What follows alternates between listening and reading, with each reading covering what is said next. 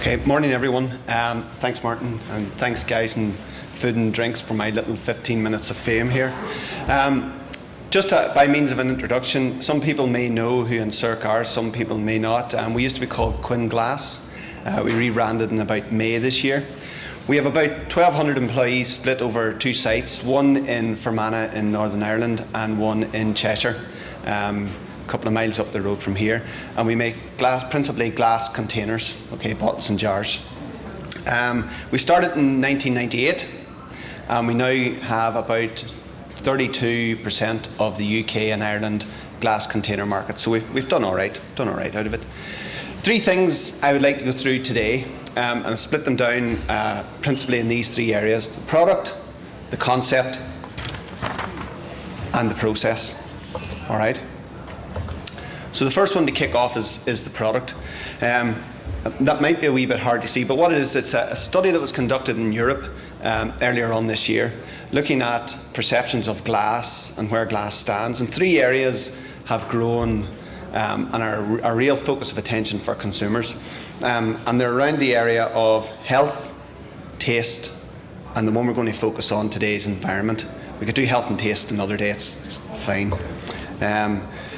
Not only for glass, not only is glass important in those respects, but it also, when you consider the closed loop process that is now quite big in Europe, and a lot of pressure on looking at closed loop and is waste to waste or is it a raw material. Glass really falls into those categories at the minute.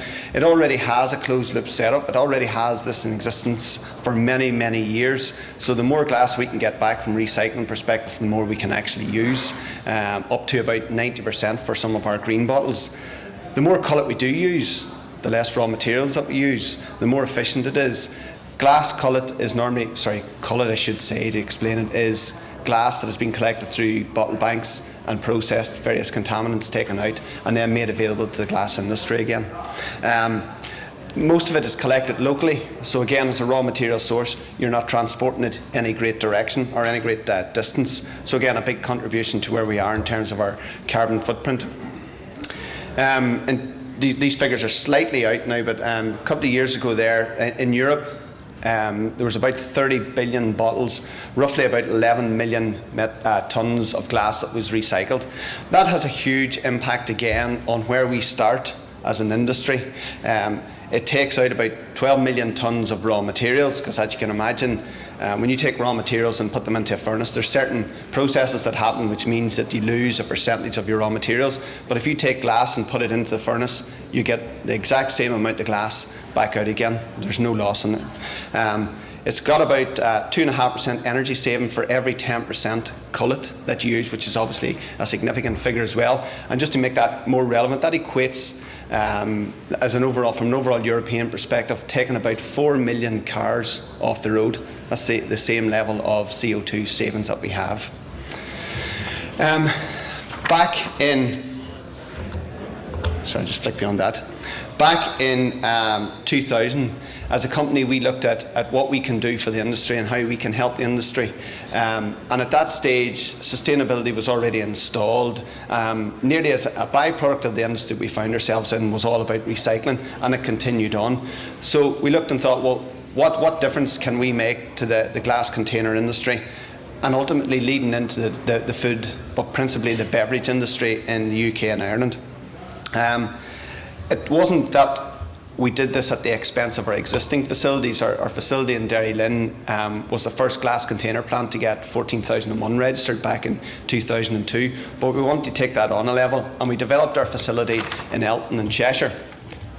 Now, again, this is one of these things that can wax lyrical all day, but the concept behind it is that, can we offer everything to our customers from the one site? So if we take from the top, if I can get this working, we take from the top up here, we have glass container manufacturing. We have two of the biggest furnaces in the glass container industry. We have 13 production lines, no superstitions around us, making about 1.6, 1.7 billion glass containers per year. Now, what that effectively means is that we have the most efficient plant for glass container manufacturing in Europe. We're about 32% less CO2 emissions than the average for the European glass container plant, which is already a big start off. So we have our raw material, which is good in glass. We have our processing plant for making glass bottles, which is good. How can we extend that on? Well, what happens after we make the glass bottles is we have a 52,000 square metre automated warehouse. So we don't have fork trucks running all over the place. We have cranes operating. Whenever then we want to extend that offering, we built a filling facility or beverage facility beside the glass plant.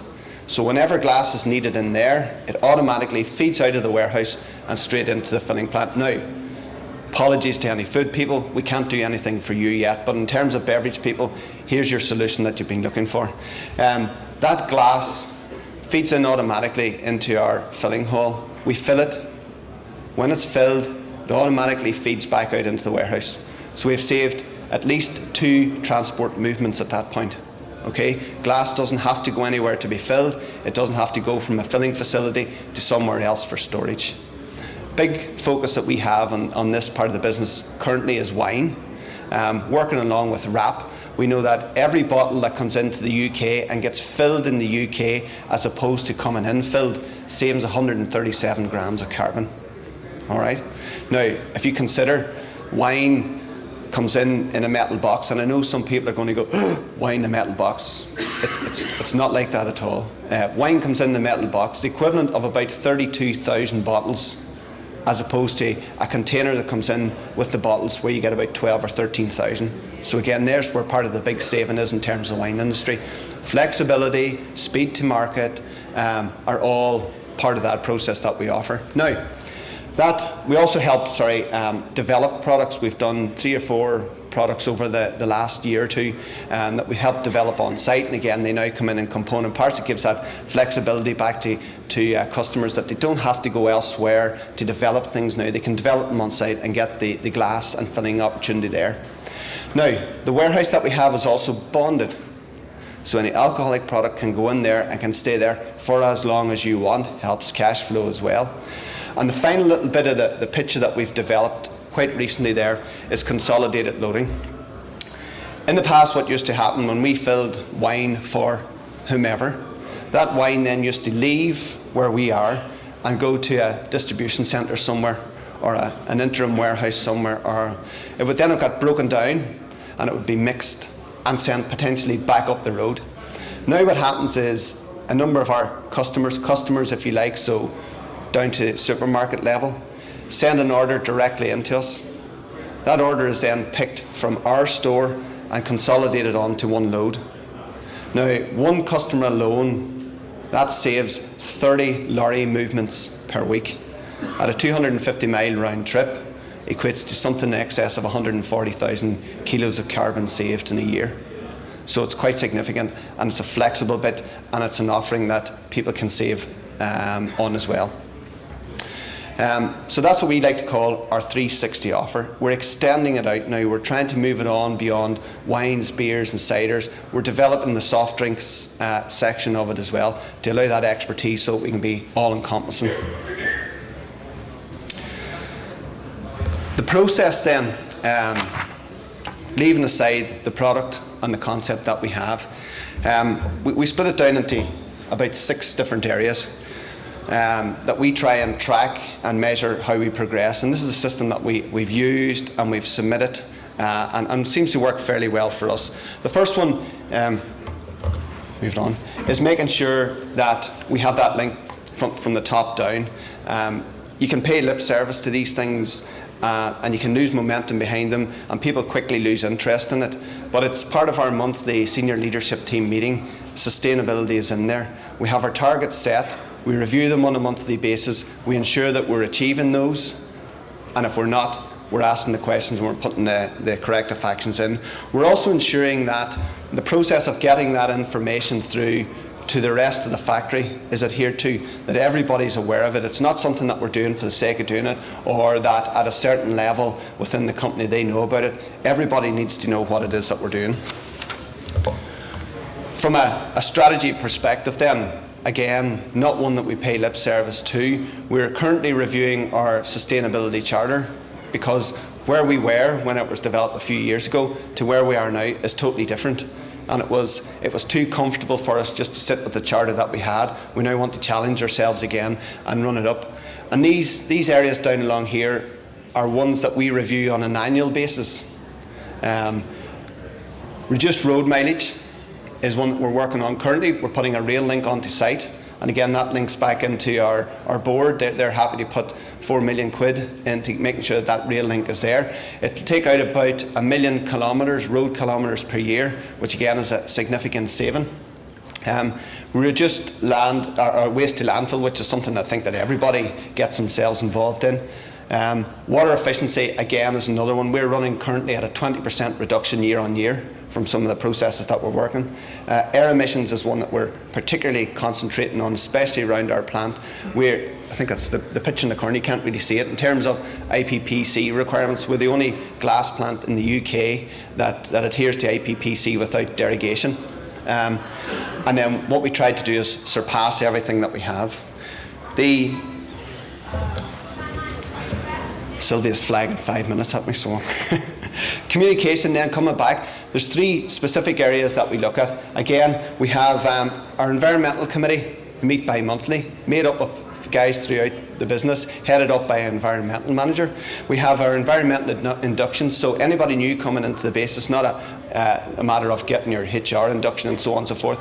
Environmental induction forms a part of that, and the requirement for them to look at everything in the business and to improve it if they see it is explained to them. And then we have these more informal environmental tool talks, where if we're having a particular area, concern in a particular area, we just go and gather 2 or 3 of the guys that work in that area, have a wee stand-up chat about what we think is working, what we think isn't working, how we can improve it. And those have yielded significant improvements. I mean, one of them, for example, was the guys came up with a green travel plan, where encouraging people to car share and use bikes and so on. It saved us about 200 tonnes of carbon emissions over the last 5 years, and we have over 50% of the workforce signed up for that.